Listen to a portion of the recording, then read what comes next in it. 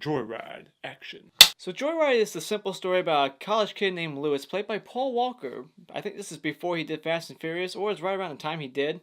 And that's ironic that this movie is about driving a car across the country, and that's what he does for the rest of his career in Fast and Furious. But it's about Paul Walker playing Lewis, and he wants to go meet up with his childhood crush in Colorado, and along the way he has to go pick up his brother, who's in jail in Utah, and then goes from there to pick up his little childhood crush because it's summertime and they're gonna go hang out. But along the way, his brother, who he picks up from jail, decides to pick up a CB radio and convince his brother to play a prank on some poor little innocent guy named Rusty Nail. And this prank goes downhill fast. You don't fuck with Rusty. This movie is written and produced by J.J. Abrams, who went on to direct other movies like, Mission Impossible 3 and the new Star Wars movie, and many other things, but those are two that stand out to me. But this movie is pretty fun. I mean, once that second act kicks in, it just doesn't really let up too much. It's just fun. And what's interesting is the ending of this movie, as awesome as this third ending is, I found out that there's 4 endings to this movie. You got an ending that's almost like Jaws, where the brother, what's his name? Fuller, he has to shoot this nitrogen tank that's in front of the car in the cornfield. And then you got the ending where Venna, she escapes from her chair and she shoots the bad guy. And then you got the ending where Paul Walker crushes Rusty Nail after running him over with a truck. And then you got the original ending where Rusty Nail lives on to see another day and make more sequels, which is just a typical movie ending that I hate when evil gets to live on.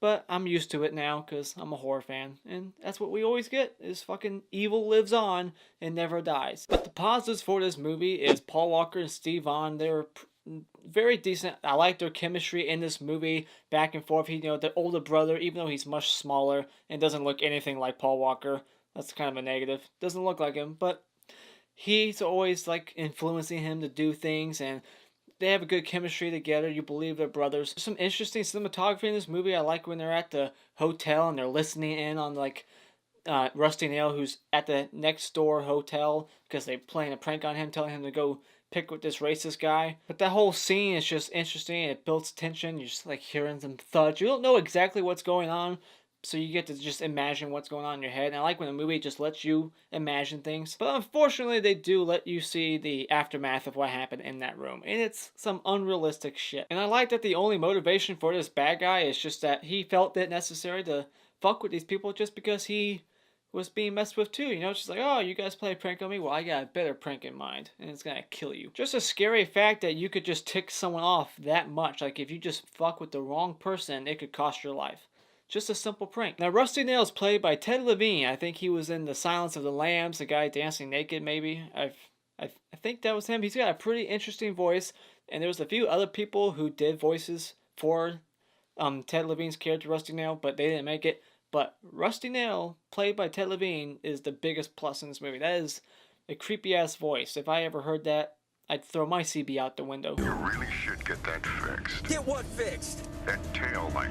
And I like how this guy was just having so much fun fucking with them. There's a scene where he can clearly kill them. He's running them down, and then he just backs away. He's oh, I'm just having fun, and he's just gonna mess with them again later on. This movie also doesn't really rely on blood. This isn't a horror movie. This is more of just a thriller. The third act in this movie is probably the best part. It's definitely gripping, just watching them run through the cornfield and then have to go to the hotel. Just that last second stuff of are they gonna save the day? I like movie situations like that where it just really keeps you on the edge of your seat, and that's what this third act does. It keeps you on the edge of your seat, and knowing this bad guy, how unpredictable he is and how smart he is, you don't know what's gonna happen. Our character's going to die, or any of them gonna live? You don't know. But my negatives for this movie is just they made Rusty Nail a little bit too smart. I mean, that he just does how stupid are our characters that they don't know that they have a tail behind them?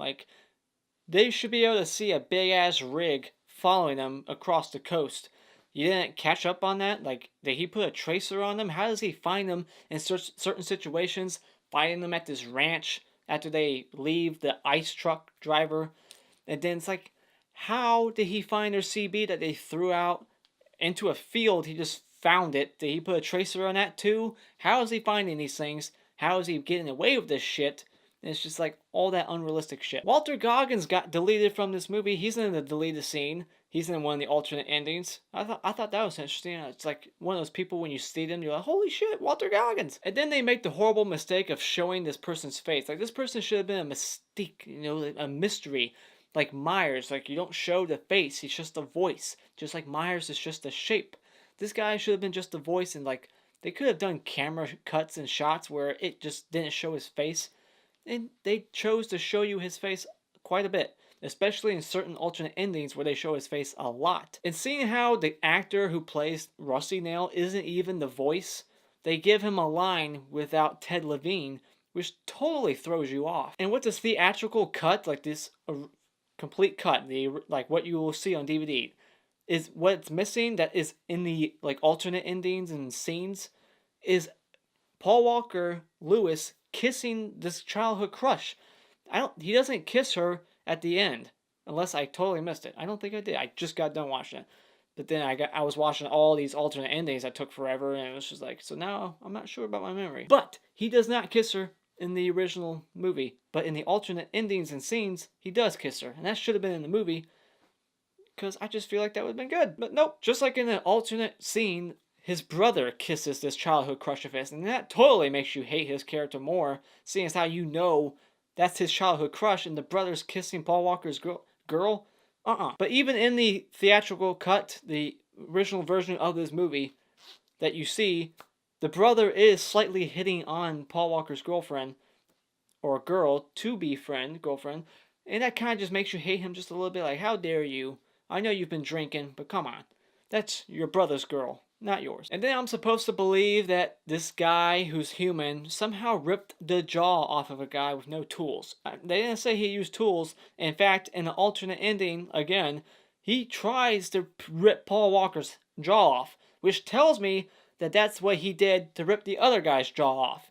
That he just has that super strength. Go ahead, grab your own jaw, see if you can feel like you could probably do it. You can't. You can rip teeth out maybe, but you can't rip a human jaw off. That is bone attached to the skull. It's not happening. This is a pretty fun watch, so therefore I think when it comes to Joyride, this is a movie that's definitely worth, if you haven't seen it, go out and buy it. This movie spawned a couple of sequels too. I haven't really seen them. I don't think they're even the same actor at all behind Candy Cane or whatever his name is, Rusty Nail. But maybe I'll watch those sometimes and I'll let you know what they are like. Since no one really dies in this movie, especially on camera, I can't really give you any awards. So we're not going to have any awards for best kill or not best kill. Because the guy who gets his jaw ripped off doesn't even die. He's technically alive. Those are my thoughts on Joyride. Have you seen this classic from 2000, 2001, whatever year? I don't care. Let me know what you thought about it in the comments below. And as always, if you enjoyed this review at all or agree with me, hit that like button. And if you want to see more awesome, fantastical reviews, you can do so by clicking on my beautiful cartoon face in 5 seconds. And until next time, Auf Wiedersehen.